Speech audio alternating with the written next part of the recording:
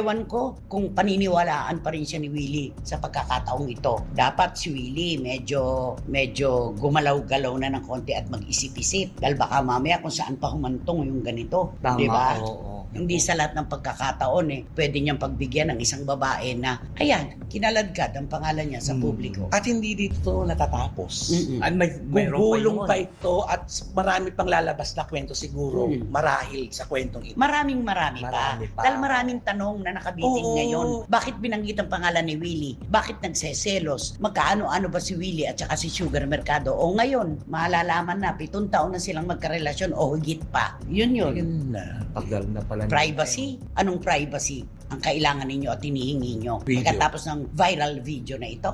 Pasok na siya si Sugar dun sa pinapaano. Ano?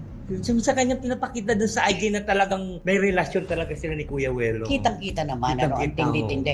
Ayoko pa yung ano niya, yung itsura niya, Oo. habang kinukunan niya, at siya parang video. Yun. No? Ang daming, yun ang daming nega doon. Oh, nakataas. Ang dami-daming komento nating Oo. naririnig na akala mo Karena na kung sino, di ba? Ang feeling niya si ano siya, Evita Peron siya, di ba? Ay, At saka, Juan Peron. kasi siya yung kilala Di ba? Siya yung kilala. Kaya syempre, hahanapan siya ngayon ng kwento. Kasi yung pwedeng mabago yung kung sino yung nagsasalita. Kasi wala namang mukha. Wala. Di ba? Wala mo kayong kaaway. Wala Oo, di ba? Doon, meron na tayo nung pangalan ng babae Oo. na laging tagdang pananong sa mga periodiko, di ba?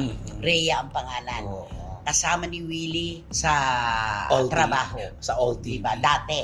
Okay, ayan na. Ay, nako, mahirap kalaban ng isang babaeng selosa. Ayun na. Di ba? Yun na. Lahat ng butas nakikita. Pero thinkers are doers. Yun Ay, lang. ayun na yun. Okay.